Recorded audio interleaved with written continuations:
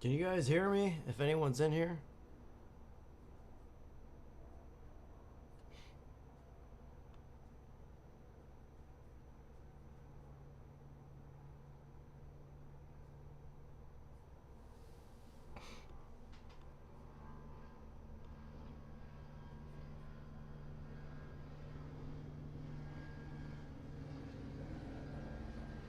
Let me know how my audio sounds. I'm useless when it comes to streaming, so I'm trying to figure all this out. And I'm pretty sure I live right in the smack down in the middle of Hollywood, and there's been a helicopter out here for 2 hours doing laps, so I'm pretty sure they're filming something. So hopefully you guys don't get annoyed with that.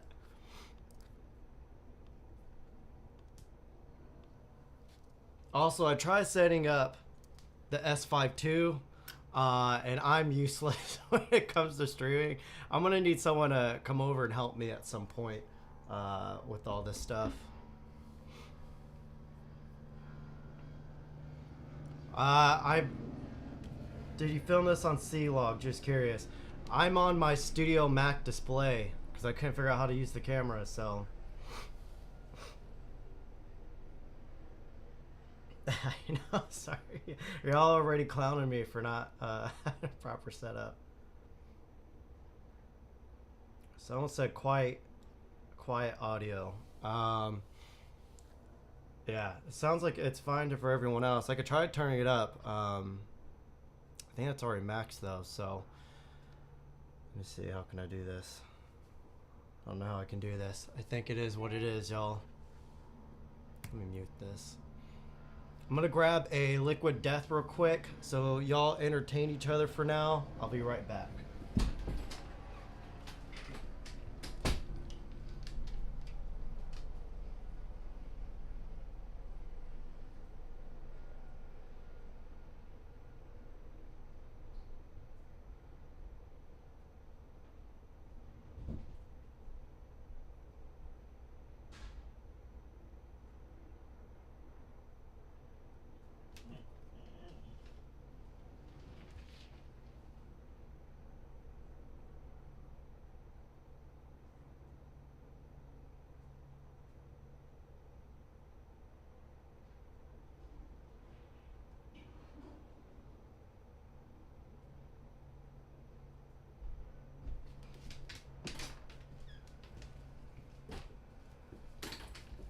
Sedona made a presentation.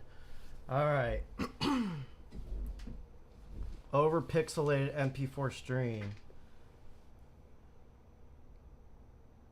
Let me know if the quality's good, guys. Let me know if the video and the audio quality's fine, and we'll get going. We'll start talking here. I tried turning up my... I don't know how to use this thing. Input, source... Yeah, well, that looks good. Let me know, let me know, let me know.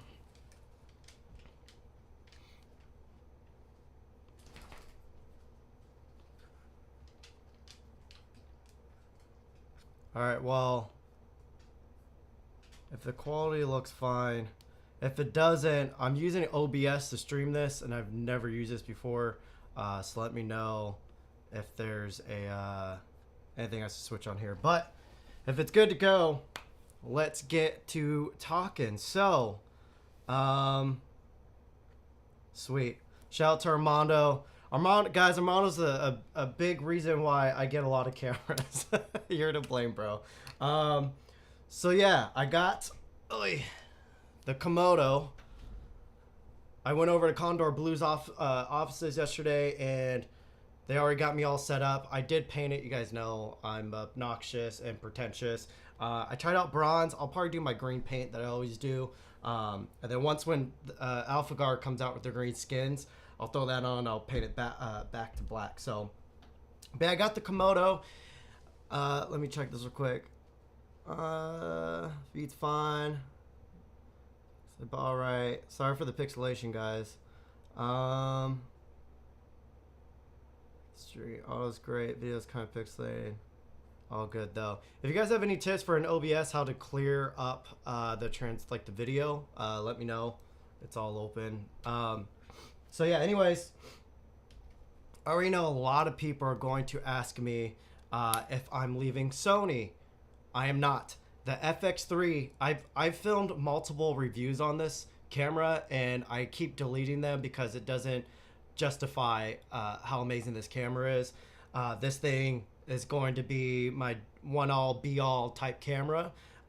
Literally for almost every job that I do that's fashion related, this thing is in the bag.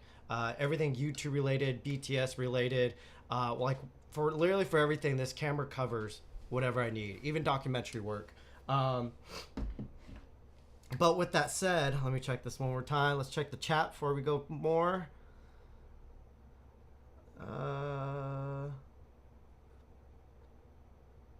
So yeah, the new Komodo cage for Condor Blue will be out. I think it'll officially be selling like a week or two. And they did a bunch of upgrades to it, so it's built. I don't know why I keep looking at the mic. Sorry. So they did a bunch of upgrades to it. So real quick, you can see the NATO rails come off a little bit more. So there's a lot of third-party accessories that wouldn't fit on here. So they fixed that. Overall, everything's more robust. There's rubber grommets, like where everything where it screws in. There's little rubber gasket things that screw into there. Let me see if I can find. Where's that top plate? So I'll show you just on the. Oh, there are the bolts. Even on the top plate, you can see those little rubber pieces. So they really lock in a lot more better in there. Yeah, Condor Blue, I love them. Most of the other manufacturers that do cages, they do like castings or mold ejection, something like that. Condor Blue literally cuts out of like a metal chunk. They cut all their pieces out of there. So, but yeah, anyways.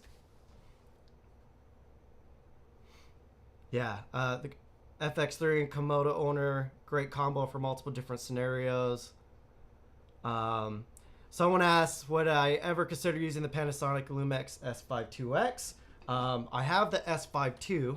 I love this camera, but the FX3 is still kind of like my go-to.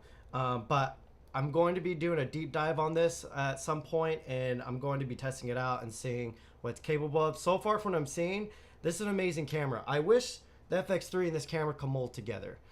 Just again, you get open gate, all the readout tools that you get on it, all the it's like a little cinema camera in a mirrorless body. It's wild. But yeah, I do use that. I haven't got to. I've been so busy, but yeah, I'm staying with Sony.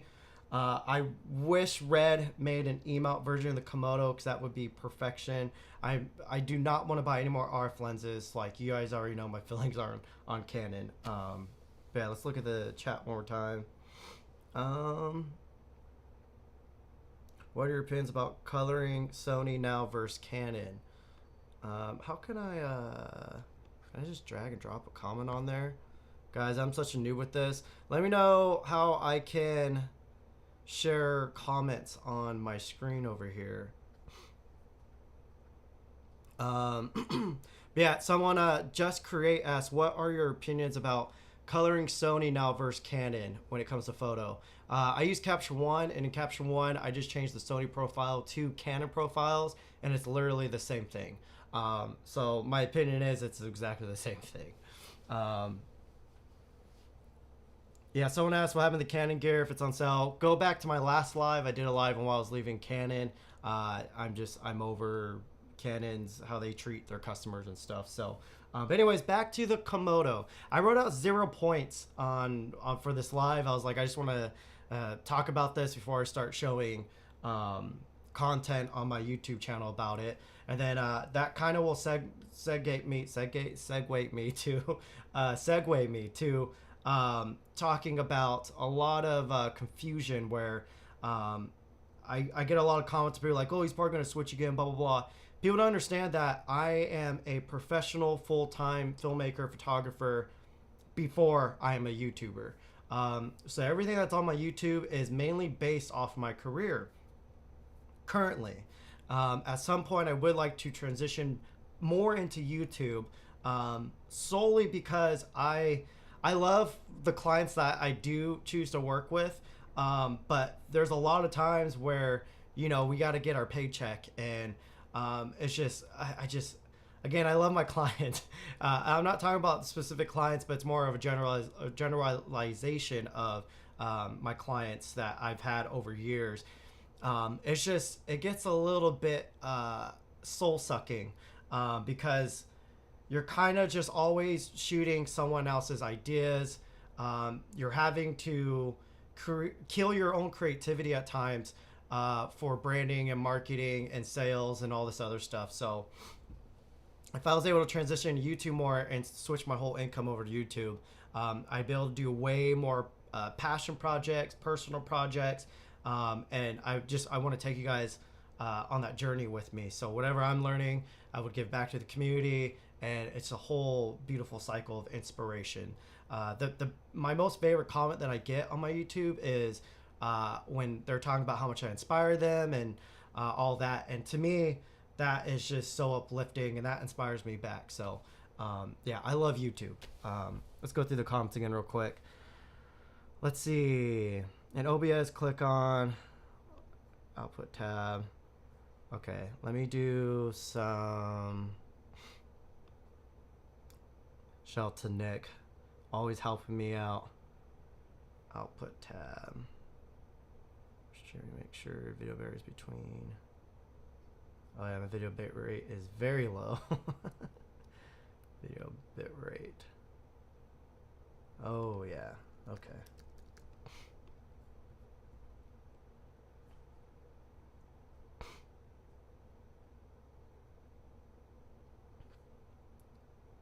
Very fast. Okay. Okay, guys. Shout out to Nick Del Duca. I think that's how you say name, bro. If the quality just got better, you know why now. It's him. Clout Diet. What's up, homie? Bro, I've been seeing your messages, but I just got back a day ago from Ireland. I have jet lag, and I have so much work to catch up on. I'm way behind. I shouldn't be even doing this live, but you know, passion. I gotta make time for it.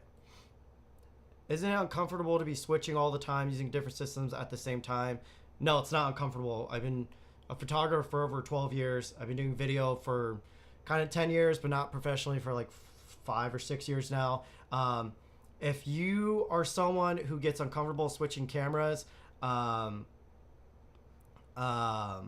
you need a, hang on, sorry. If you're someone that's getting uncomfortable between camera systems, our job is not to like just be a tech person. You have to be a tech person. You have to know how to tell stories. You gotta know how to work with people. Like, you have to figure out all of this. So yeah, personally, I am not uncomfortable. I could pick up any camera. I could tell the same story with that camera. I can make all the files look the same. It's easy these days, especially if any camera that's come out in the past 5 years. We're getting crazy image quality out of all of them. At this point, it comes to comfort and workflow and what makes your life easier. And ecosystem, which is why I switched to Sony, because it's just, their cameras, you get way more bang for your buck. All the lens options you have, like, they're looking out for us more. And now the S5 II, I think, is up there as well, and it's half the cost of the FX3, which is wild. So again, I do want to do a lot more videos on that, so I just need time. Okay, so let's go back to the Komodo here. We're gonna be jumping around. Guys, I have ADHD. Like, this is just how I work. I need some water here. Also, guys, Liquid Death, their branding's very corny, but it helps a lot. I drink way, like, I barely drink at all anymore. Before I used to drink socially, but now I barely do it at all, and it's like things like this that's like just that little sizzle is just, it helps. But yeah, it wasn't an issue. As I was saying, so a lot with the indigenous documentaries that I'm starting to shoot. I'll update you guys on that too, that I've referenced in a couple of other videos. Out of respect, I stopped drinking, just for the stories and the trauma within that community. So I may have a drink here and there again, but it's more rare these days for sure. But anyways, again, ADHD. So the image quality over the original Komodo, I love the image quality in the original Komodo, but most of the jobs I was doing, like I'd say 70-80% of them were going straight to social media. A lot of the music videos I shot would go to CMT and they'd be broadcasted on TV. A lot of the commercials that I would shoot would end up getting broadcasted on like different streaming type platforms and cable and kind of all over the place. And so for me, with that 70-80% going more to social, I felt like the Komodo is overkill. And it's a proper cinema camera, so we're not getting all the amazing like autofocus tracking that I'm getting on the Sony, all those super tight, compact bodies. Like the FX3 just makes life easier. And so I originally switched to the R5C, whole story. Yeah, when I saw the Komodo X, we did a Cowboys like commercial spec shoot. Armando brought his Komodo X, and we had the Raptor. Aaron brought his Raptor, and I remember I was looking at the Raptor footage, and I was like, "This looks stunning." And I kind of ignored the Komodo X, but then the next day I brought in the footage, and it matched the Raptor. So I was kind of blown away by that. The original Komodo kind of has like this, like, I don't want to say plasticky. I don't feel like that's the right word to describe it, but it kind of had this, like, it looked better than most cameras that I had that were mirrorless, but it still had this weird look to it, which I didn't really realize until I got the Komodo X. Because the way the Komodo X looks, again, it matches the Raptor almost like insanely well. So yeah, the image quality is definitely up. The dynamic range is even more open. It's weird. It just looks more robust. The image looks more robust. Color's just as good. The color science does look a little bit different. I'm still messing with all of that. So, but yeah, it's definitely a step up. Let's see what else we got. Thank you. Thank you. For a non-professional, is an FX3 really worth it over the FX30? No. The FX30 is just fine. Hell, even like that new Sony that just came out would be fine. The Panasonic S5 II would be just fine. Shoot, a Canon T2i will be fine. A camera like that's going to really push you and force you to learn your craft rather than lean on the technology. Yeah, the Sealaw comment was pure gold. Yeah, I don't know if that was a joke or if they were serious about that, but you can never tell on YouTube. Could I still do good video on the R5 and not overheated? Yeah, you could do, again, like I said, you could do good video on any camera. Like, it's not the cameras these days, it's usually the users. But it's when you start really pushing the cameras is when they start kind of letting you down and creating annoyances. The less annoyances I can have on set, the better, because I don't want to be dealing with any of that. What's up, Chris? Frame rates dropped, but frames dropped. Less comfort to watch. Okay, guys, let me go back and change this. Oh, I see.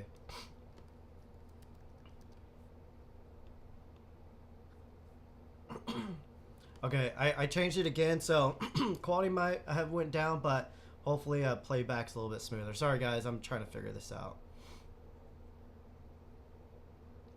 Am I going to pick up the Ranger lenses for the Komodo X? Yes, I'm doing a video on the Ranger lenses, so stay tuned for that. Should you buy, Bryce, yes, buy the X100V, if you could find one. What camera has let me down? The R5C let me down big time, multiple times. I was so excited for that camera. I was so excited to have the R5C and the Komodo together, and the R5C was just a huge letdown. And it sucks because the image quality was great in RAW coming off of that camera. You could really stretch the dynamic range when you shot it in RAW. But other than that, that camera was just nonstop issues for me. How am I able to read books with ADHD? Having same issue. I don't. I read audiobooks. I listen to audiobooks. But anyway, so yeah, the Komodo. Just messing with this for the past day or two. Also, big shout out to Jared. I went on Threads and I asked if anybody had connections with him. He actually responded. He got this to me quick. I was supposed to, so I landed back in the States from Ireland on Wednesday. On Thursday, I was going to go pick this up and I was going to hit the road and go to Montana. That's why I got this rushed, and the branding that I was going to go shoot at the Crow Reservation got pushed. So I rushed to get this for nothing. But hey, now I have it. I'm going to figure out some other stuff to shoot here possibly this weekend and this week. So stay tuned for that. But yeah, just messing with this. Everything from that, like not even just the image quality and having RAW, but just the workflow of using this camera just makes life easier. We have false color in it. You're able to put your full menu system to the monitor, even using the focus peaking directly from the camera and pushing out to any monitor you have. It looks way better. The traffic lights, like being able to, let me just boot this up. I miss having traffic lights because usually on my FX3 we don't have false color. All we have is a little histogram. We only have waveforms. So a lot of the times I push my exposure all the way up to peaking and I bring it back down. I'm squinting. I'm trying to look at it. Looking at the Porky's UI, I'm not a fan of. I love the build quality of the monitors and the screen on the monitors, but the UI I do not like at all. I don't like using their tools. I try to not use them as much as possible. Sorry, Porky's. I love you guys. Again, great monitors. It's just the interface needs a lot of work. But yeah, just having traffic lights to where I'm not trying to look at a little histogram or anything like that. I just make sure my traffic lights are on point, and I know the shot's gonna look good. And in post, I'll have the flexibility to push it wherever I need it. Having that, you guys can see right here. Also, if you guys want me to, I'll talk about these NDs that Nissy sent me. But let me take these guys off. My lens setup, I have the Dolens 43mm on here with the Blazar Neuro 1.5x adapter. I've been having a lot of fun with this adapter. I'm trying to work out a deal with them for a review. So if you guys want to see that, hit up Blazar and tell them to get something going. But yeah, let me just show you guys. You see whatever's on the screen down here, I could put on here. I don't have to like deal with whatever the monitor's UI is. I could just easily see all of my camera tools on here. I changed my record button on the side to false color. So I have false color in camera. I don't have to worry about any LUTs getting shifted around. I don't have to worry about things connecting or not working correctly. I have my histogram on here. I have my traffic lights, my frames per second, my shutter angle, ISO, white balance. I have my audio meters on here. I have my time code. I have my formats and everything I'm shooting in. I have my battery power. I have if the camera's getting hot and if it needs to be calibrated and black balance, all that. Like no matter what monitor you have, you could just send all that to here. You don't have to deal with trying to figure out how to use the histogram and seeing if it's getting the log image and if it's like reading it out right. And it's just having a proper cinema build out. Like it makes life way easier. I love mirrorless cameras for how easy they are to use. But it's when you come down to, shooting more robust things. So if you're on set with bigger teams, if you're doing a run and gun and it's high stakes, you're getting paid, you have to deliver, you can't miss a shot, you don't want to mess up a shot. This red Komodo makes all that easier. Yeah, I don't know. In the chat, let me know if you think I explained that well. But let me know if you have more questions, because it's hard because I get really passionate about things that just work well.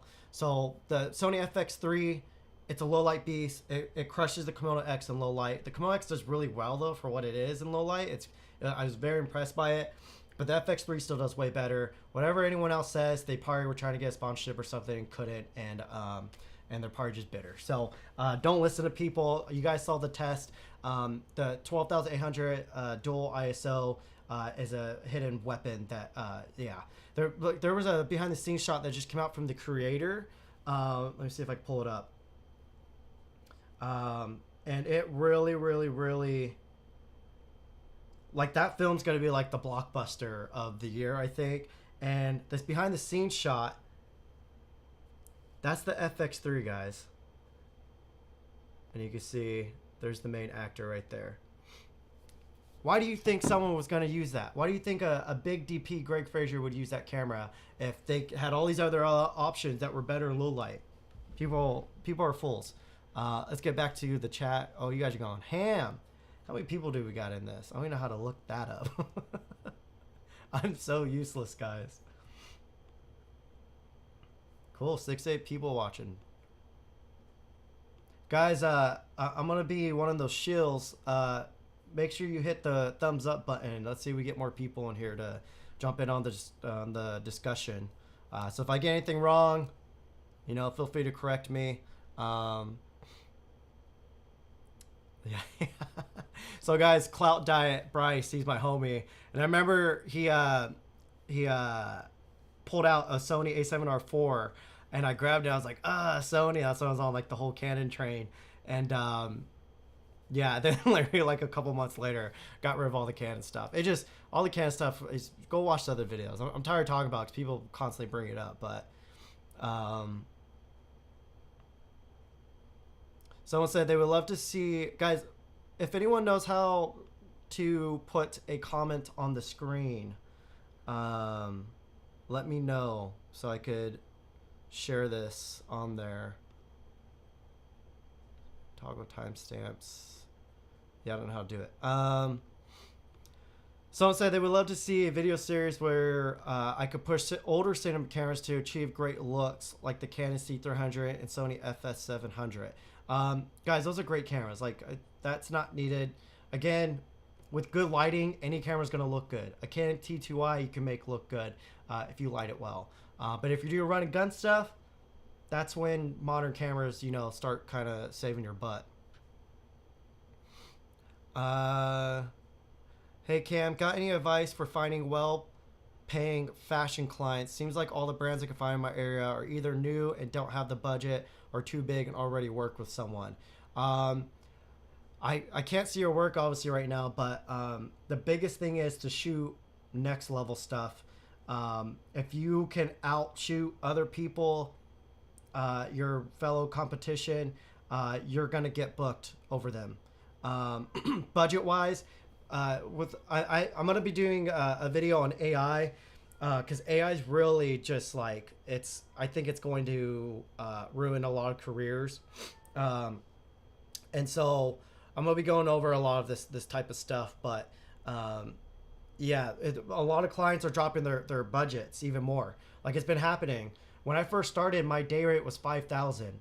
Now after COVID, it goes anywhere from 15 to 3,000. If I get 5,000, it's kind of a it's because it's like a bigger project and the usage is going to be crazy. And yeah, so yeah, a lot of things are changing. I'll do some videos on this when I get time. I wish I could do YouTube full time because I have so much stuff I want to talk about. Okay, sweet. So it seems like the image is finally good. So does the Komodo X have more custom frame rates like 33 FPS and 40 FPS edit? Something I personally miss about the original Komodo. Creatively, it's a nice option to shoot a bit over cranked. So let's see. That was the biggest thing. So when I had the original Komodo, I was usually in the 1.5 or 1.6x crop mode just so I could shoot in 48 frames per second. That was one of the reasons I got rid of it, because I couldn't even use it at the full sensor readout, which is 1.3x crop. So once when I heard that they're going to have not only 48 frames per second, but I think it goes up to 80 frames per second at the 1.3x full readout, I was like, oh, like that was my biggest thing, that I couldn't use the Komodo anymore. So yeah, just looking on here, it goes anywhere from 5.99 frames per second to 11.99, and then it goes all the way up to 79.92 frames per second. So I don't know if there's a way to customize the exact frames, but there's way more options. Like the fact I could shoot 80 frames per second and have red raw is just, yeah. Let me go over a little story real quick. So when I started to get on bigger fashion campaigns to shoot stills, I remember there's always video teams there, and they always had their big red cameras, and I've always admired them, and always was in my mind is like, oh, I wish I could own one of those, but I probably will never be able to afford one of those. And yeah, it's just it's a weird thing now having a red camera that's fully capable, even possibly even more capable than those other cameras were that they were using. It brings a smile to my face that I now own a red camera that's fully capable. So yeah, it's like younger me. It's like I wish I go back and tell younger me like be patient. You'll own one day. Let's see. What lens is on your KX rig right now? I said it previously, but I'll say it again real quick. Um, I bought the dual lens set of lenses, and on it I have the Blazar Neuro 1.5x anamorphic adapter. This thing actually looks pretty cool. They say it's full frame, but this is more of a Super 35 adapter. And then I had the Nissi. They just sent this out to me. This is the Nissi True Color, I think. Swift system. It's the VND. The reason I started to look into this is I love my Freewell ones. They're magnetic, but I break them easily because the magnetic stuff. For when I'm shooting cowboy stuff, I'm falling off railings. I'm getting chased by cattle. Like I'm trying to dodge cowboys on their horses, galloping and stuff. And so my gear gets bumped a lot. That's why I try to do minimum cables as possible. So the Swift system's more based on the friction to where you have to like slide it on. It's kind of hard to take off if it's not on your camera. But the main thing was, I don't know if you guys can see this on here. They have an IR cut filter that you can stack on here. The Komodo's IR pollution is very, very, very bad. Even at 4 to 5 stops, I'm still getting IR pollution on this filter until I put on the IR cut. I just did tests right before this, and it does lower the contrast a little bit, which is a little bit annoying, but I will take that over, IR polluted footage.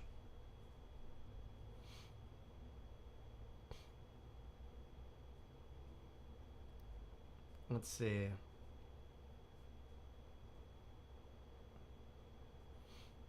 Trying to catch up here on the chat. Any autofocus improvements on the Komodo? I have no idea. I haven't got to again, I've owned this thing for 24 hours. Haven't got to properly test any of that. I think my buddy Brandon on YouTube did a video showing the autofocus with the app, and it looks like you could do like face tracking with it. Granted, I don't know how well it works. I don't know if you guys can hear my roommate's cat. Yeah, the zone system traffic lights are the jam. Yeah. Angie Sellerman said, I'm glad you try every system because I get to learn way more about each one and know that I can trust the outcome. Change every month if you want. Yeah, I really don't. The way I put it is there's a lot of people who watch YouTube or on YouTube who aren't real filmmakers. They're more gearheads. They probably don't have any, they lack any other hobbies. And so to them, buying gear to imagine being a filmmaker is their hobby. They're gear enthusiasts. They're tech people, which is fine. I'm partially one of those people, but if I had the choice, I wouldn't ever touch a camera. I'd rather just direct and tell stories. I'd rather, that's why I like working on teams, because I don't want to touch a camera.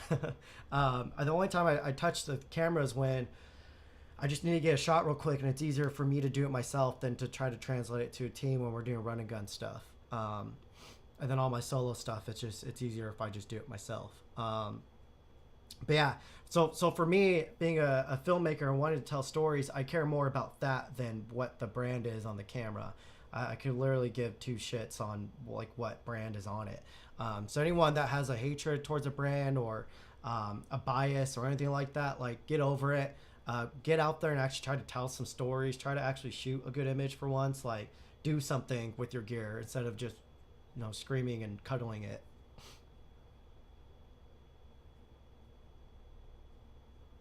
And the last Switch Live stream, I called it. I don't know what you called, but Armando said, anyone who says Komodo or Komodo X is better in low light than FX3 is delusional. Yeah, facts. Insanely delusional. To the point where you got to question what else is behind the scenes there going on. Christopher Berry said, the creator and Oppenheimer definitely most excited about. Yeah, a couple of my buddies and I, shout out to Luis, Jonathan. I don't think Jonathan's going anymore, so just shout out to Luis. We're going to go see the opening at the Chinese Theater in Hollywood. We're going to see an IMAX, and I think it's being projected on film too, so I'm insanely excited for that. Instructions unclear, monitor now broken. Um, Aiden asks, how's life to be introverted and creative same time? It's hard. I was just in Ireland for like 6 or 7 days, and luckily that brand that I shoot with, I love them, and I always say yes to whatever they want me on. And the team, it's the team that keeps bringing me back because they're so fun to be around. So my whole introvertedness is an issue. But definitely I'm more the type when when I first get introduced into a team or new people, I'm more quiet. And then a few days in, that's when I start opening up. But I mean, anytime I've said it to a friend, they're like, that's not true.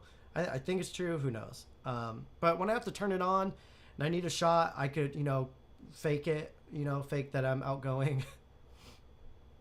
Yeah, Chris said, I think you explained the traffic lights pretty well. I think it's helpful to see where your RGB channels are clipping and crushing, depending on the scene. Have 3 to 4 before losing your color. Yeah, guys, again, the traffic lights, if you have not tried the traffic lights on a Red camera, like just rent one and it's going to blow your mind. It might confuse you at first because it's so simple. It's so simple that your brain wants to overcomplicate it because all these mirrorless cameras and other like kind of cinema cameras coming out, just it doesn't have that because they don't shoot internal like 16-bit RAW. Will you pick up the Atlas Mercury 42mm? I love how that looked, man. Yes, I plan on getting that and possibly the 70mm or 74mm, whatever it is. But part of me also kind of want to hold out just for the 50mm too. But that's gonna be a while before that one comes out, so we'll see. Shout out to Dan and the team over at Atlas. They said that like if I need to shoot anything else with them, I could borrow a set. So I want to figure out what else I could shoot on there. But I have a lot of anamorphics, like more affordable budget anamorphics, like that are more consumer based, that I want to review just for you guys, just to show you guys all the options, the entries that you can get into getting into anamorphic, so you guys can get on that level of owning an Atlas anamorphic, which is really, really, really affordable. But it's definitely more for the prosumer, for like the people who are working and making money in this field. Yeah, 80 frames per second at full sensor. It's amazing. I keep losing my point here. Here we go. Justin Phillips said, saw you doing a photo sesh at the Americana a while back. Yeah, Justin Phillips, you look familiar, bro. Oh, I think you're on YouTube. I watch a bunch of your videos. Yeah, I was at the Americana. I've shot a few commercials for them. The last one I did, I directed and did stills. So I've been doing that a lot more, where I just bundle in my whole team. I have all the operators and the first ACs and the grips, and I'm able to just bring everyone back, and I just shoot stills. Because usually when it's that way, the client starts leaning more towards needing video rather than stills, but they still need both. It's kind of weird because when I first started, it was always stills was most important, and video kind of was like left behind, and we always would miss shots. And I kind of feel that balance evening out, and sometimes even outweighing the other way, which is really cool. 5K with gear, or is that just your rate? That was just my rate. So just for me to show up was 5K. So that was the heyday. That was a few years ago before COVID came and ruined everything. Hopefully me saying that word isn't going to dock the stream or anything like that.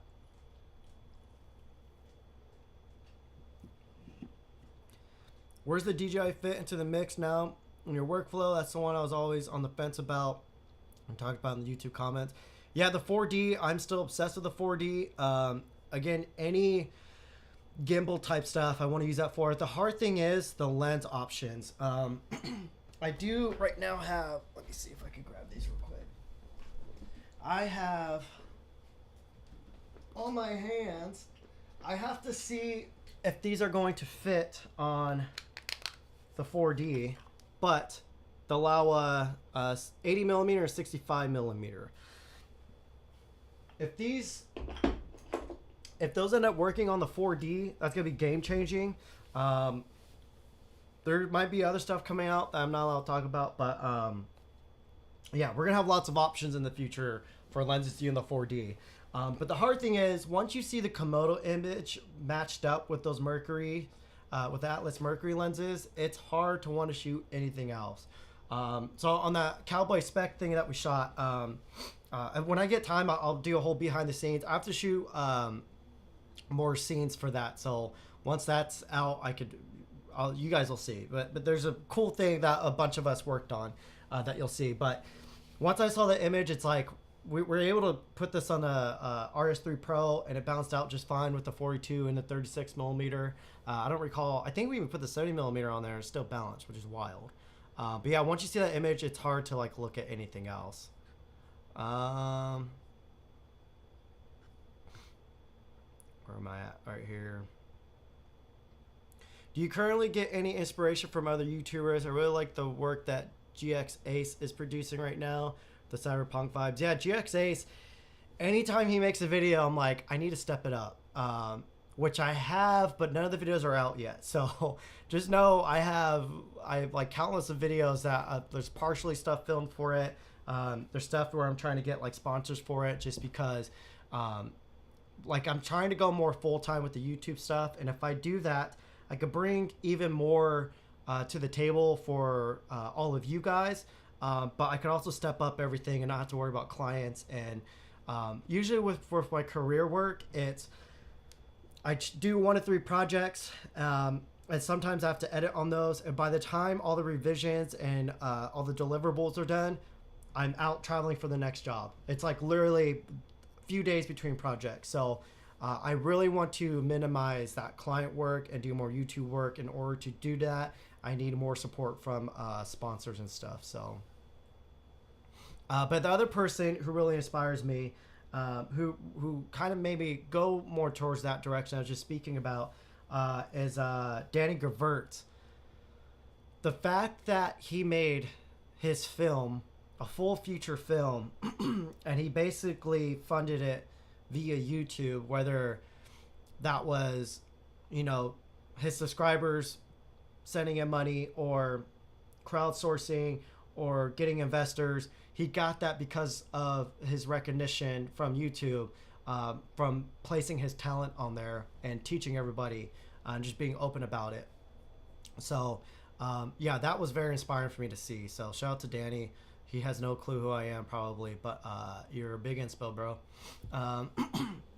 Why'd you pick the Dolan's lens set over the Nissi Athena lenses? They're more available right now, but I am going to try those Nissi Athenas. They're very clinical and clean. I love that they're APO. I don't like clinical and clean though. I'm over clinical. I don't want clinical. If I shoot clinical, I'll shoot one of my Sony lenses or an autofocus lens.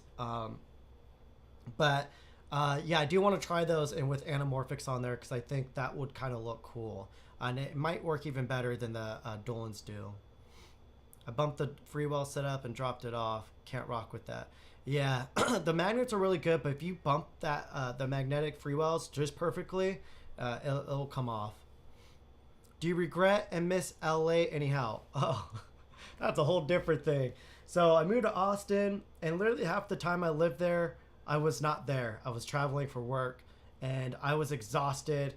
I had a month-long trip back in LA, and I actually passed out from exhaustion.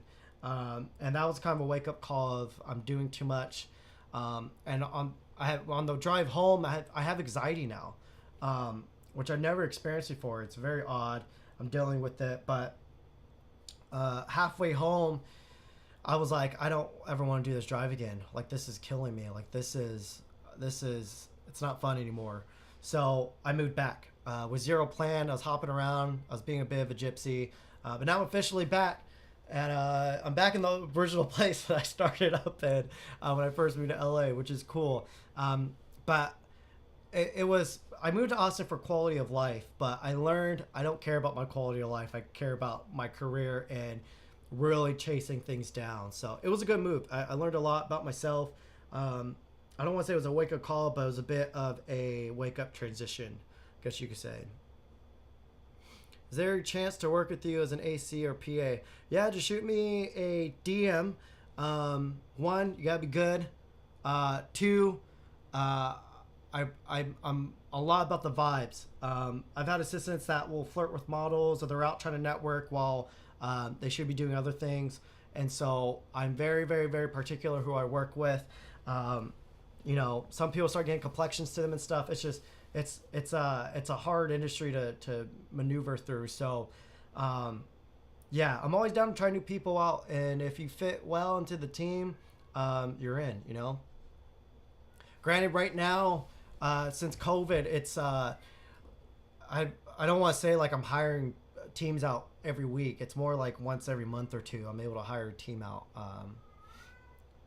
Stopping by to say, hey, bro. Hey, Connor, bro, come to LA, dude. Please. Leave Tennessee. Come here. I know Tennessee is way more cool. This is going to cost. I don't know what's going to cost. Love to see a Komodo X versus the Runner 4D image test. Maybe I'll do that. I don't know. We'll see. The Ronin 4D aligns a little bit more with the FX3 image quality. It's a little bit better, holds colors a little bit more, but the Komodo still is going to probably whoop it. But yeah, I have a lot more 4D stuff that I'm planning. Luis and I want to do a lot of videos, so yeah, stay tuned for that. It's just, again, it's finding time between client work and editing deadlines and stuff, so... Why don't you sell 1-1 mentorships? We all love you and work and book right away. I honestly don't have time for that. If I was to do that, it would have to like reimburse a job basically, and I don't want to do that to somebody. That's not fair. One of the best features of Reds has always been the exposure tools. Yeah. A lot of the stuff that I'm on is run-and-gun, and I do that because I love run-and-gun. It's just, especially when I'm telling like indigenous stories or cowboy stories or Western work, run a gun is just, you can only plan so much when you're working with livestock. So, the exposure tools on the Komodo just makes life so much easier. It's amazing. But that is something that I like about the Sony Cine EI mode, or Cine EI mode, whatever it's called. Being able to adjust your ISO and still just have that base ISO being filmed onto the card is amazing. The issue is when you change that, it changes your exposure tools. I wish they allowed you, like Sony, if anyone listens and watches this from Sony, if you could give us an option to where the exposure tools stay on the base ISO, and when we change the ISO, the Cine EI ISO, it's only changing the exposure on the monitor, if that makes sense. My opinion on the future of HDR adoption. No opinion, I think it's just going to be the future, just how 4K took over HD. My issue with HDR right now is it's so dark. You have to be in a dark room to like properly watch it. Most TVs that are super expensive don't even have the luminance to really, you know, compete against like a brightly lit room. David Moda, what's up, bro? Yes, how long do you take to edit your YouTube videos, or have you hired an editor? Editing to me is very easily. I have a video coming out on the Molus G200 by Jiyun. I don't want to drag it. It's hooked up on a C-stand. Yeah, and I filmed it. I went to Ireland. I thought I was going to edit on the plane, end up meeting people and having fun, and just I didn't get it done in time. But then once I started to edit it, I ended up not liking the video, so I refilmed it and edited it all within a day. So I could crank things out quick if I want. But granted, when you guys watch that video, hopefully it's up by tomorrow or maybe Monday. When you guys see that video, you'll see there's a lot of footage in it from other shoots. So the talking head segment and me editing it took a day, but all the other stuff, it's like a combination of, I think, 4 or 5 shoots that I took the light on. So am I still giving away the X Pro 3 at 50K subs? It's an X Pro 1. But yes, I have that. I'm giving away a Zhiyun G60, and I'm giving away... There's something else I'm giving away. But yeah, I'm just waiting for, 50K and other things. Kofi, what up, bro? Rocking on the 4D for a little bit now, but I just finished listing my FX6 to grab. The Komodo X, guys. You guys heard it here. Kofi switching to the Komodo X as well. Bro, if you have any haters, I'm here for you. If you need to talk, I'm here for you. Get ready for it. Guys, Kofi, if you guys don't know who Kofi is, look him up on YouTube. He's a freaking powerhouse of knowledge and technical knowledge, and he has a lot more to show too that he hasn't even put up on his YouTube. So I'm excited for his career to blow up and his channel to blow up and to see what he does in the future as well. But yeah, dude, you're gonna love the Komodo X. It's gonna be It's gonna just level up the work just a hint more. Your work already looks good. You don't need a you could shoot on the Canon T2i and it'll look good. But yeah, I'm excited to see what you do with it. Just Bill, yeah, I shot a tequila commercial on the Laowa 65 nano, really minimal breathing, but the iris is too loose and the flares are a little weird. Let me see. My iris, I want to say it's too loose. I think it could be tying a hair a bit more, but it's not too bad. You get one finger here. Yeah, maybe it was your specific lens. Yeah, I'm excited to see. I already tested the flares out a little bit, and they still have that hard streak of a flare, but they are letting in way more flaring. So the 80 millimeter had a cool is it Cook that has like the circular flares? I forgot what lenses have the circular flares. There's like a circular flare on top of that streak flare, and it looks really cool. And the 65 millimeter allows a little bit more like the secondary and third flares in there too. So that's going to help to really make these lenses look a little bit more natural and on par with more expensive anamorphics. So I'm excited for that. I just need a moment to test them. My burritos are better than tacos. Dude, my Canon is hot garbage and low light. I had no idea until I started using it. Noisy AF. Luckily, I still have the Blackmagic, but I may risk it all and go Team Sony simply based on the lenses alone. Yeah, the R5C was pretty good in low light with that 3200 dual ISO. I think that's what it was. But you still need a fast lenses to really get it on a good level.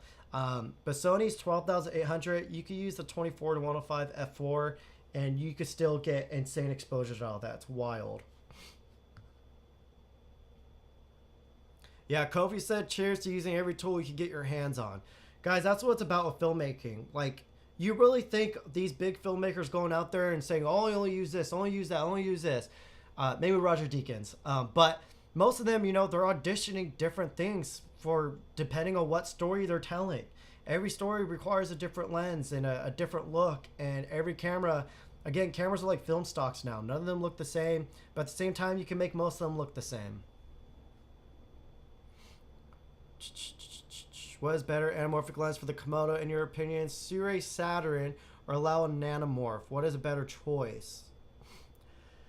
That's hard. I haven't tested coverage. There's the Laowa sending me out their PL versions of that, and I'll be able to slap that onto the Smofage Poco. I need to cover this as well. As you guys can see, I have my hands full of things to test out, and everything that I test out is for my personal use. I have a lot of things that I want to shoot, and I need a lot of different type of gears to shoot it, depending on what it is, from documentaries, short films, to music videos, to, interviews, like whatever it is. There's a lot of different things. So, yeah, that's why I bounce around between gear so much. I need to learn eventually how to start renting gear. Sometimes I will rent gear, and also maybe, holding on to gear. But usually for me, I like to let go of gear and replace it. I don't like holding on to it because it ends up just collecting dust, and that's just investments going down the drain. So, but yeah, which lenses? That's hard to say. Currently, right now, there's more stuff to come, so we'll see. And I haven't tested anything to properly see, but they're both great options, and they both honestly kind of look similar. At least the current offering. So we'll see what comes out next. Let's see. Loomass, how old am I? I'm 32. I'll be 33 next month. And since when are you making films? I feel like I barely even call myself a filmmaker because I've never made a film before. Well, I guess I've made like fashion films and little fun things, but to me, I haven't made a proper short film, which I will do soon. Do I try to devote any time to reading books, stories? Are there any stories and authors you found at the moment good stories? Yes, I do dedicate time to read books, but it doesn't happen. Just because I have so much on my plate. I have ADHD too, so but yeah. My favorite movie, No Country for Old Men. I want to read the book. Really, really good friend of mine She recommended me this book, my first movie. She was really enjoying this one, so I bought that one. I used to read a lot of psychology books, philosophy books, and physics and stuff. I'm a little bit of a nerd with that. But yeah.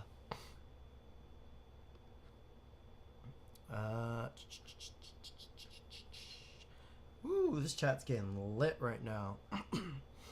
Guys, if you guys have any specific questions on the Komodo and the relationship between the FX3 and the Komodo, let me know. Maybe we can talk about how I plan on using these two together.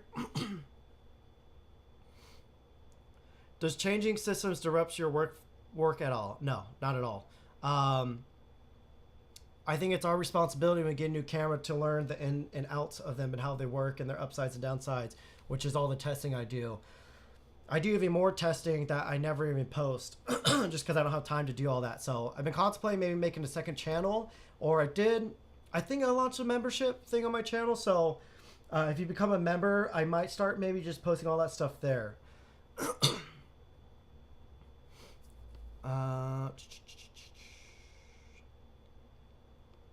Yeah, Dogtime Productions. That was your name. I remember you now, Justin.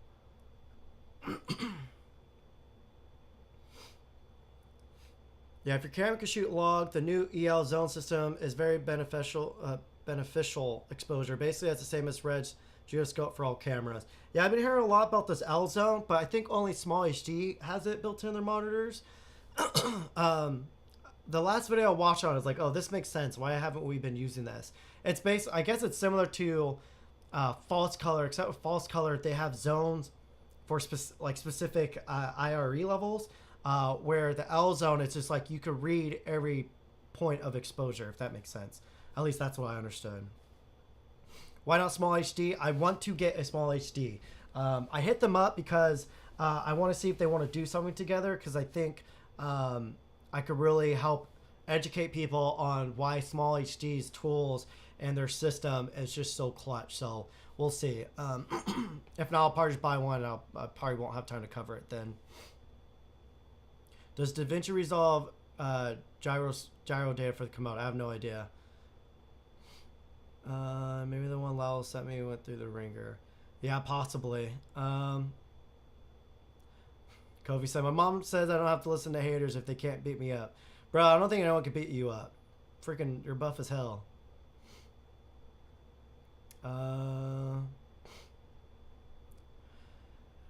Tyler Lidwell put it really well. Sorry if I just butchered your last name.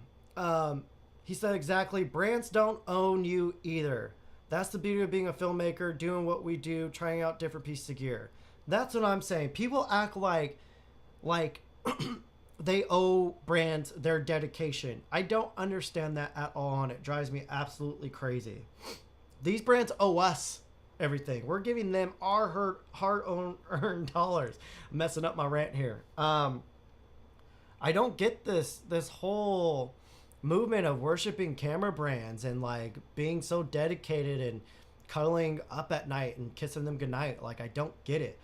We need to be holding these brands accountable for giving us the gear that we need. If we're giving them our money and we're investing into their systems, they need to be doing what we need. That's how I see it. But there is a give and take. There's people being unrealistic about things when they buy a freaking $2,000 camera. They're like, why doesn't it have this and this camera has that instead of this? Like, the brands still have to make money too. But there's a balance here.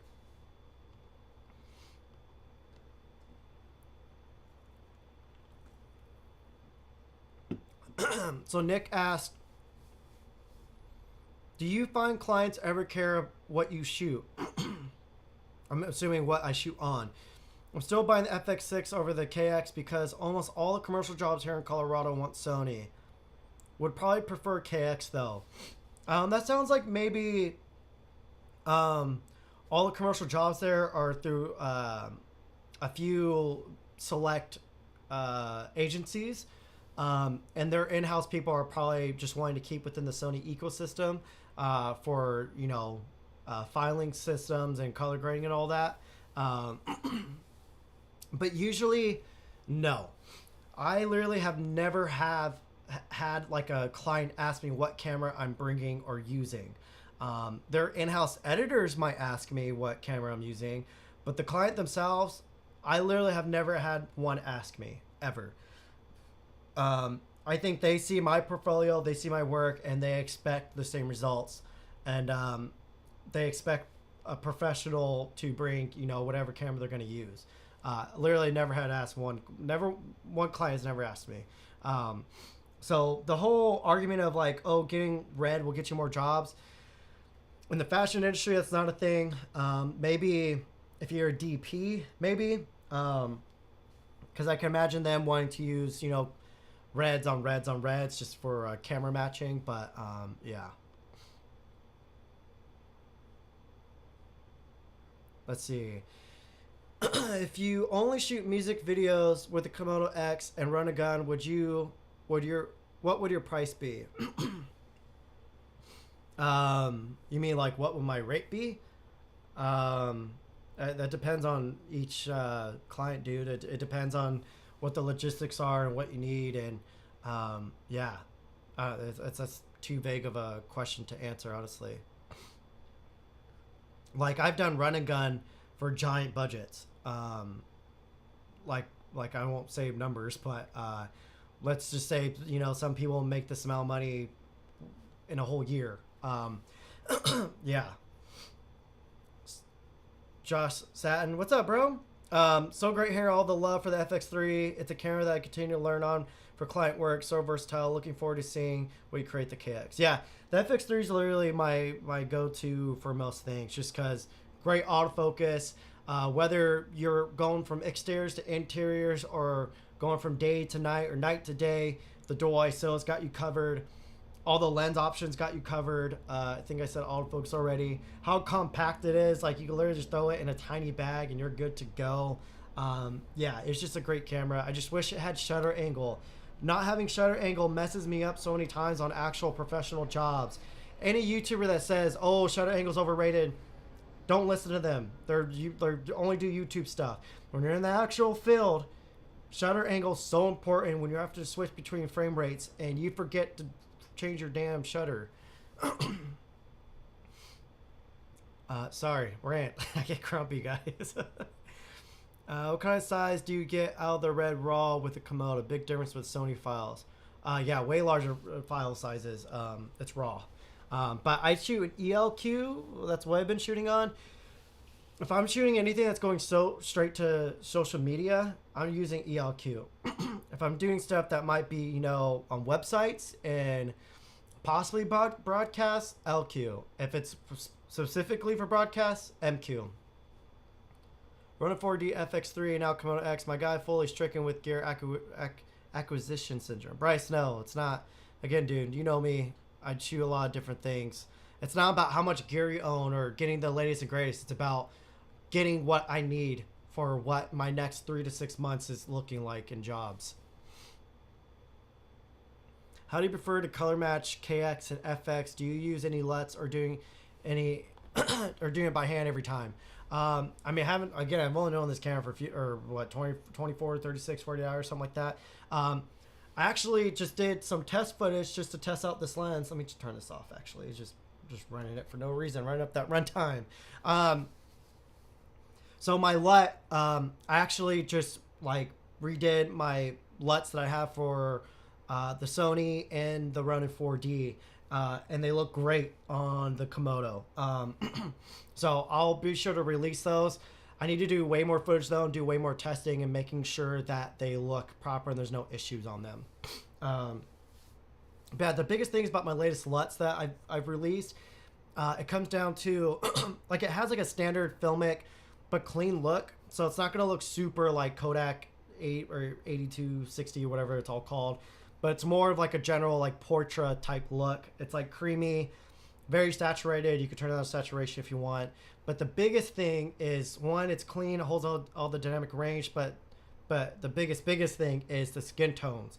I create this node structure that brings down the gamma in the skin tone, so it creates more of a filmic look. But the main thing being it lets your highlights still pop, so you're getting all this beautiful ambient contrast on the skin.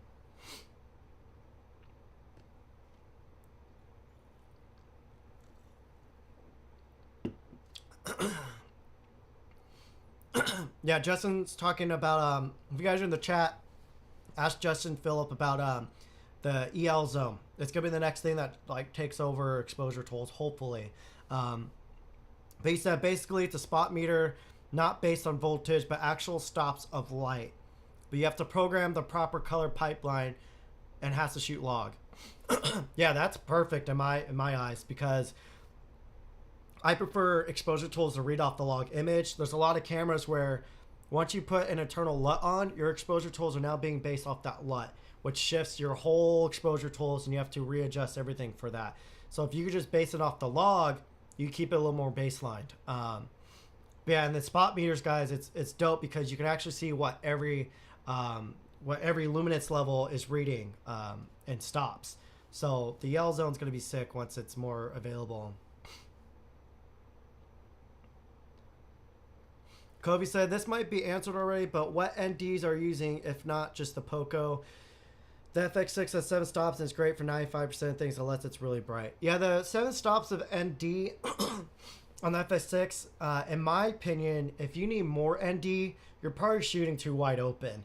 Obviously, you have creative freedom to do whatever you want, guys, but if you need like 10 stops of ND to shoot out, f1.2, maybe double check what you're shooting if it's worth shooting. But yeah, so this is the Nissi. So usually I use, I don't know where it's at, all my stuff's all over the place right now. Usually I use the Freewell magnetic screw-on filters. When I'm not using that, I'm using the small rig matte box, and I love that thing. But there's cinema lenses where that matte box vignettes, so I hit up Nissi about their matte box to see if I get my hands on one to test that out. But in the meantime, they sent me out their Swift system. Let me see if I can. So this is the Nissi. I keep thinking my mic is my camera. I'm so stupid.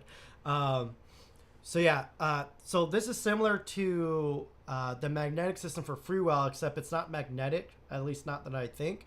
I don't know if you guys can see, but it's more friction based, which is a little bit worrying because over time, I don't know how those like little, I don't know if it's rubber or padded things. I don't know how long those are going to hold up.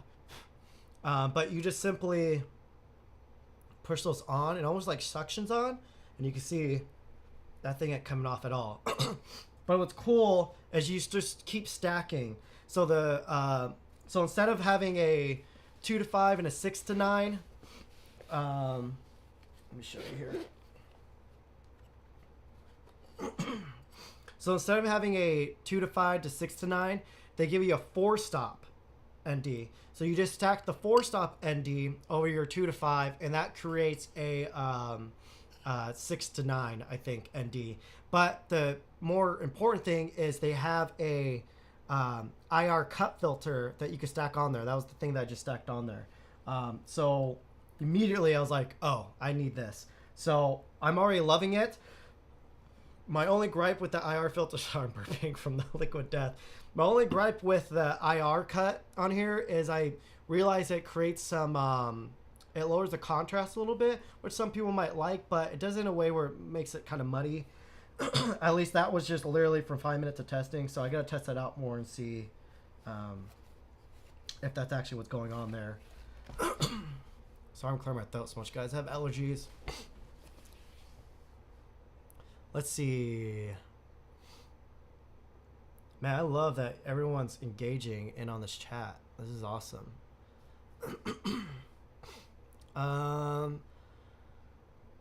Which space is not an issue? Which one should you choose? Someone asks the Blackmagic 6K Pro versus the FX3. I own the original 4K Pro, the Blackmagic, and that was one of my. That's what got my whole filmmaking career started, and I loved that camera. But that camera was an issue with me with all the ports. I constantly were ripping out cables. It was constantly dying on me when I was out in the elements. There's times in the desert where it overheated. There's times where I was chasing Navy SEALs through the Montana mountains and it was snowing on us and it crapped out on me. Just wasn't a reliable camera, so I'd probably choose the FX3 over it. But I do love Blackmagic RAW. So if Blackmagic comes out with a square body camera, I'm going to get my hands on that and test it out. But if the build quality on the Komodo is a freaking tank, it is. This thing's very robust and it's going to hold up to more things. So yeah, Justin Phillips said, how you going to call a cinema camera if it doesn't even have shutter angle? Yeah, the FX3, that's the main gripe I have with it. And that it doesn't have false color. Everything else it's close to perfection, you know? Yeah, Justin also said he owns 4 different cameras. Each of them work. They're just tools. Exactly. As filmmaker guys, like all of these things are just tools. Again, if you're harboring and you're making love to your cameras, you're not a filmmaker. You're something else.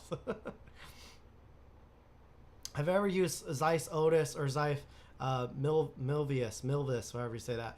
I have not, but I do want to try those lenses really bad. I love the contrast on them, and they're not clinical. Like the contrast is really good on them without being clinical. That's the way to say it. Kobe had a follow-up question. Did you ever grab the XLR? If you did, how are you getting mics on the mount wise? For the Komodo? No. I just barely started to get into all the things that are coming out for it. So, yeah, I got to figure out what to do for audio. I see they have an audio like 6-pin in there, so I don't even know what you could plug in. Is that like a mini XLR in there? I don't know. Yeah, I got to figure out audio solutions on here. I do want to shoot documentary stuff, but honestly, I would probably possibly still run an FX6 depending where the documentary was going to go. I don't know. I leaned into using Komodo just because of the look you could get out of it. It's cinematic, is like just out of box. So I don't know. That's hard. That makes NDs, but they go inside right with the sensor. Have you seen that? So just saying, there's a company that makes an ND filters that go inside right in front of the sensor, held on by magnets. Have you seen that? No. Oh, for Sony. I think so. If it's the ones that you have to, they go inside the sensor, like right in front of the sensor. I'd rather not use those because I'm not trying. I'm usually out in dust and or snow or just in the elements, so there's no way I'm gonna be fidgeting with the sensor like that. Man, you guys are going crazy into this chat. I love it. We're all just hanging out on a Saturday afternoon. I'm getting hungry.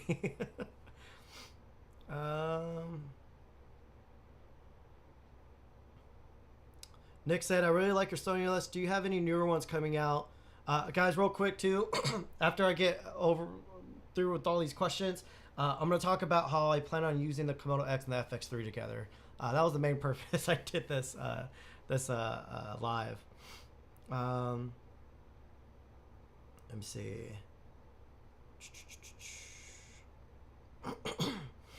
Tyler's asked me, in my opinion, is Leica M6 overhyped? I've used it before. Yeah, I don't get why anybody would pay that much for a camera unless you got just money to blow. If I had money to blow, I'd probably get one, honestly. But the Fuji X100V is still my favorite with the classic negative simulations. That thing can't be touched. Oh yeah, Kofi, I think I watched your matte box, the Nissi matte box filter, or a review. I think that's what originally made me reach out to them again. Okay. I'm Hotep, the game line. I don't know how you say his name. Shutter angle on a digital cinema camera is pure smoke and mirrors, but I get that people like to set it once regardless of frame rate. It is not smoke and mirrors. It is. I'm not even gonna get into that. If you're an actual filmmaker and you actually get onto sets and like doing documentary stuff and all that, you know. If you don't know, then I don't know what you're shooting.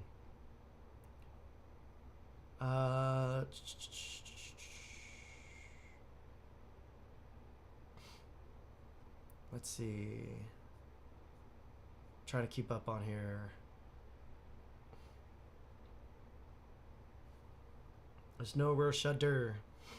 Okay. Micah Productions. Am I leaving Sony? No. So let me put a pause on the questions here, like going through them, because I can't keep up with it. I'll just be here forever trying to read them. I'm not leaving Sony. So I plan on using these cameras. boy, together. So the FX3 with the red Komodo. On jobs where the Komodo is A camera, the FX3 will be my bag as B camera, or as backup, as gimbal camera, like whatever it is. If the Komodo's taken up, the FX3 can step in. On jobs where I don't need all the red Komodo's quality, FX3 will be A camera. That's the best way I could explain this. The FX3 to me is still the go-to, like, do-it-all camera. The S5 II is really great too. My only gripe with that is to get 60 frames per second, it goes into crop mode. I don't want to be dealing with that when I'm on like run and gun shoots and having to switch out lenses and stuff. So yeah, we'll see. I know I gotta actually try it still though. The S5 II's menus and their exposure tools and their whole cinema tool setup is leagues ahead of Sony's. I think Sony needs to take a note from Panasonic, and they need to mingle in some of that. And so the S1H, whenever that one comes out, I think that one does like full readout at 60 FPS. So we'll see when that's out. But no, I'm not leaving Sony. I love my A7R5. The video on that is amazing as well, but I still do photography stuff, and that's still my go-to photo camera. My Sony lenses I love. I want that 7200 f4, that new compact one. That thing's amazing. The autofocus on the Sony is still the best out there. Like all the dynamic range, just like all, it's amazing. Not leaving Sony.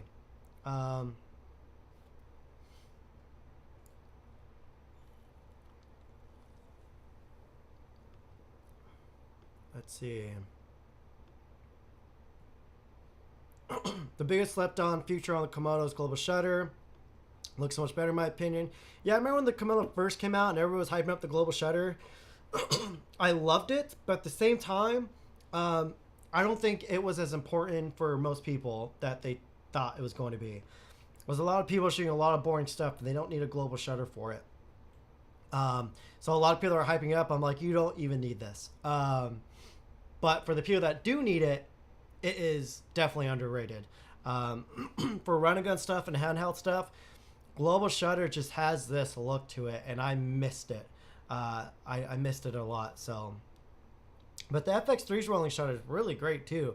I think it's equivalent to the Raptors. I believe so. It might be like 2 milliseconds off.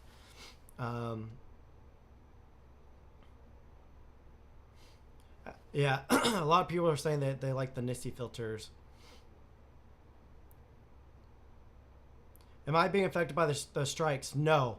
I am not on that level of things.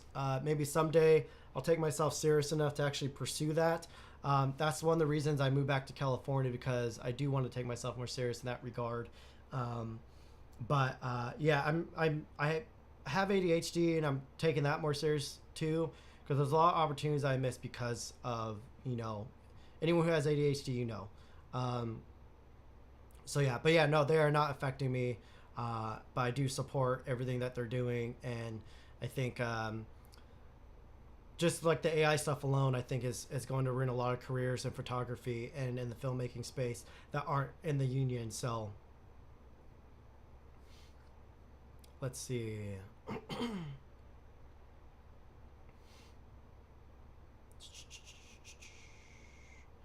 I'm switching to Polaroid. Loud and clear, what's up, homie? Bro, I'm down to switch to Polaroid too. I'm down. I'm gonna switch to Kodak. That's what I'm gonna switch to. On what s-stop are you usually shooting? It depends on what I'm shooting. If I want more separation, I shoot a faster f-stop. If I don't need more separation, I don't shoot it there. This is a good question right here. Kim, I think that's how you say your name, buddy. Sorry. Five Guys versus In-N-Out. In-N-Out all day, every day. But Five Guys when I'm lazy and at home, and because they do DoorDash.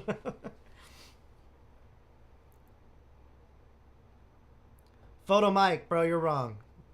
Photo Mike said Five Guys all day. No. You're wrong, bro. Let's see. Who do you follow as a source of inspiration? Um, uh, a lot of like color grade, like Instagrams, only because they put out shots, you know, like they have beautiful frames that they put up, and it inspires me. It makes me want to pick up my camera and not be a lazy ass, you know. Let's see. I'm starting to skip questions because this is getting cray cray, and I love it. But compared to real school film cameras, let's see. Yeah, Nick was just saying, got a lot of legends in here. Armando, Justin, Kofi, Ike. That's their name, bro. Sorry, I'm so bad. Absolute legends in the stream. Yeah, guys, the YouTube space is small. Like we all chat. We all have our own little group chats and stuff, and yeah. Justin Phil said, if you haven't already, check out Juan Malera's power grade for the matching to Komodo Sony. Juan Marilla's Kodak power grades are amazing. I can get the Kodak LUTs and DaVinci to look similar, but I just rather use his power grades if I need that look, because it looks more robust at the end of it.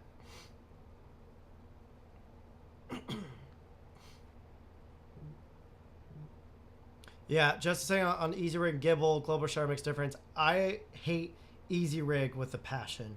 I do not like the look of that. Obviously, if you're shooting documentary and you're just trying to, you know, help your back, it's great.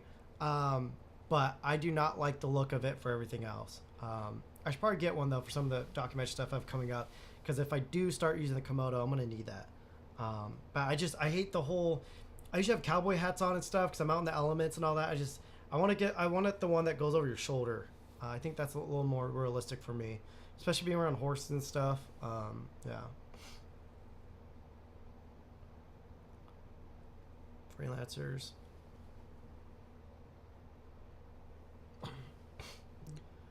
Yeah, Just Phil had a good point. How the strike does affect smaller freelancers is the big dogs are going to eat up all the small dog jobs now. Yeah, it's very true. Though, if they do that, and if they're shooting non-union jobs, they could get in trouble. So, do you have a short film in the works development? No, I've had, just in the past like 6 months, I've had like a handful of offers to DP and possibly direct short films.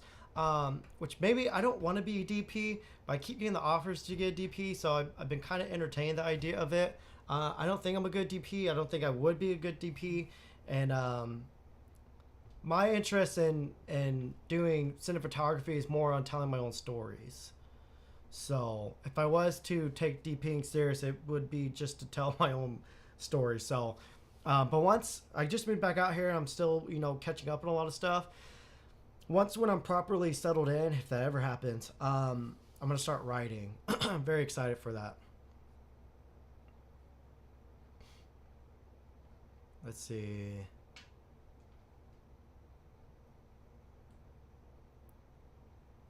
Kobe said, if I ever want to go live together, hit him up. Bro, I'm down. I am down. And let me know next time you're down here in LA. But I'm down to do live. I hit up Armando, but he's busy today. But yeah, bro, let's do it live. That'll be sick. Look, when you get your Komodo X, whenever you're ready, let's do a live on it. And I will try my best to get a better setup than this.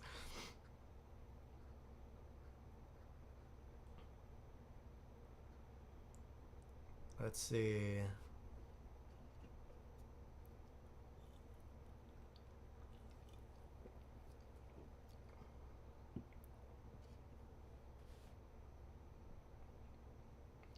Where do you get your music for your hired gun videos? There's a number of sources, but audio, I've been using audio more lately because they have a lot of good like Western and folk type music on there compared to the other ones. My opinion on Sony not updating the A7S III A1. You might not like this opinion, but that is a mirrorless camera. That doesn't have their cinema badge. So if it doesn't get cinema, you know, upgrades, you should have got the cinema version. That's my opinion on it. They're still business. Again, just how I said before, we need to hold these brands accountable. to give us the things that we need because we're giving them our money. But at the same time, we have to respect that they're a business. So just how, say on the Panasonic S5 II, how it crops at 60 FPS. If they were able to take away that crop, but didn't because the S1H for sales, I understand that. Like we have to buy in at some point to the thing versus Canon kind of just, giving us those pricing tiers, but still not giving us all the tools that we need. There's a difference there. So yeah, in my mind, for Sony, you have the mirrorless cameras, then you have the cinema cameras. And if you want the cinema tools, you get the cinema camera. If you want the photo tools, you get the mirrorless things. So maybe it was Sony's fault a little bit for making the Sony a7S III so good in the first place. I think if they defined it more as like this is the photo line, and it could do a little bit of video, they would have saved themselves some grief a little bit. But the fact that they're letting us, still use it and its full capacity almost, and people are being a little bit silly about it. Same thing with the A1. That camera's like 3 or 4 years old now, and it's not getting the updates. So my mindset's like, if you want the updates, no matter what company, if it's an Apple product, if it's a car product, if it's shoes, if it's clothing, if you want the best of the best, you always have to buy the new. That's just like how it always worked. So that's consumerism or whatever. So my feeling is, if you want the FX3 features, get the FX3. Again, I was debating if I want the A7S III or the FX3, and I was like, I'm going to use it mainly for video, so I'm getting the FX3. That was my mindset on it.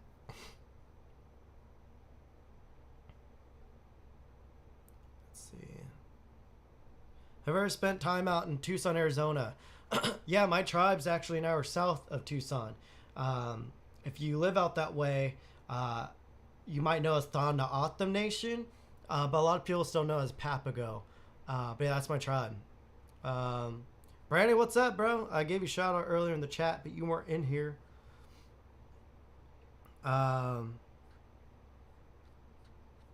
Let's see. So yeah, we got through most of the questions. How long have I been on this for? Over an hour. Jesus. Okay. So let's wrap this up. So yeah, I got the Komodo X. Again, it's going to live in conjunction with the FX3 and the A752 or A752 S5 II. What other cameras I might be getting? I don't know. We'll see what comes out. I'm sure Blackmagic will come out with something cool soon. But yeah, I'm very excited for this Komodo. When I was emailing Jared, he had a good point that I'm going to do like a really in-depth review on this camera because I know a lot of people have questions. And when the Komodo came out, Sedona, dog, come here. Hup. You guys want to say hi to Sedona? Hello. When the Komodo first came out, there was a lot of mixed things about it on people casting judgments on it. And I think part of that, well, not a lot, there was a little bit. But I think a part of that was because the price point. The original Red Komodo was the first entry, like, consumer price level Red camera. You could have Red RAW for $5,000 or $6,000, however much it was. That was wild. You're able to get so much image quality out of that little camera, and that camera was not originally planned to be used as an A camera for us smaller filmmakers. So now that this is out, the Komodo X, and it's $10,000, I feel like there's going to be a lot of interest on it, but there's going to be a lot less people possibly buying it. I think most of the people that are going to be buying this are people that are making money off of, clientele. That $10,000, if I paid outright for it, but if you do payments on it, every gig that you're doing, you'll be able to pay it off, and it's gonna make money back for you. I probably should have done that, but I just paid up front because I didn't want to handle. I hate dealing with credit, but yeah. So with all the questions with it, there's a lot of questions I had. I want to see what the image quality was like, how the dynamic range was, like overheating, if it even does it, and what the difference is if you black balance it or not. But then I was telling Jared all the stuff that I plan on doing the review. He said I should put it up against the original Komodo because they did a lot of work on this new X, and it's very different. So if you're anyone that's looked at footage or seen footage, you'll know the image quality coming out of this is another step up. It's pretty crazy. I probably shouldn't say this because I don't have enough experience with the camera yet, but I want to say that the image quality coming out of the KX is closer to the Raptor than it is to the original Komodo. We'll see if that's accurate. But yeah, let me answer these last few questions, then I'm popping off of here, guys. I need to eat.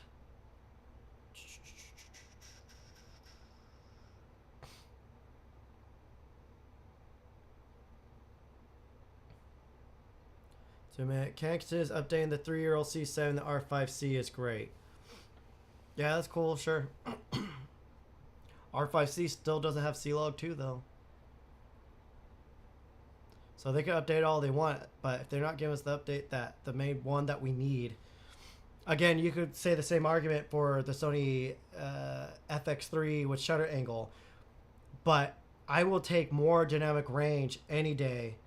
Dynamic range is a necessity over shutter angle. Though I really shutter angle is kind of close to being a necessity in my opinion.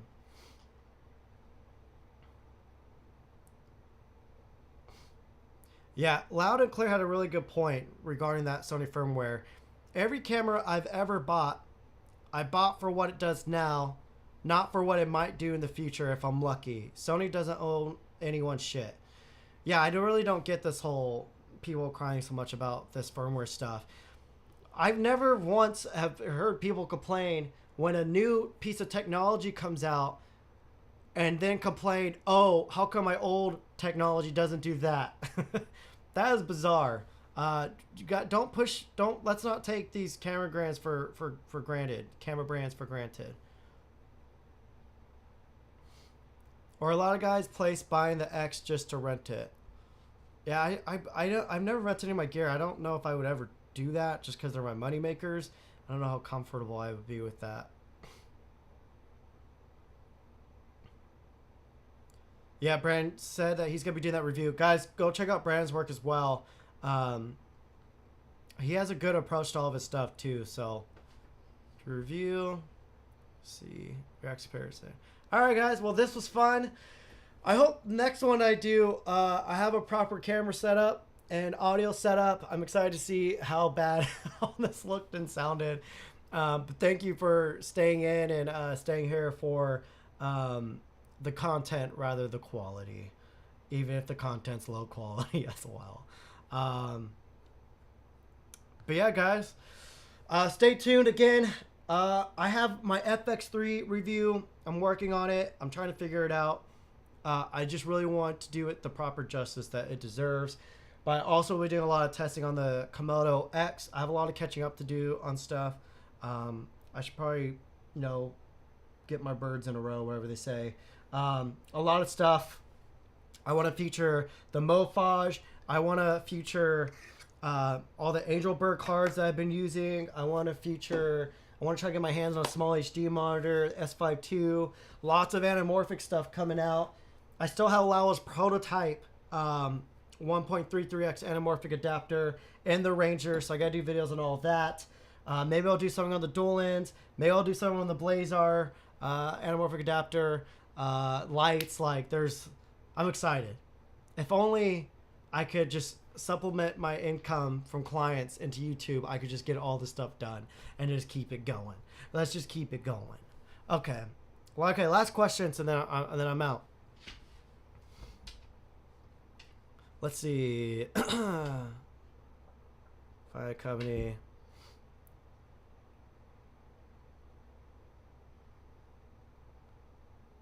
Okay.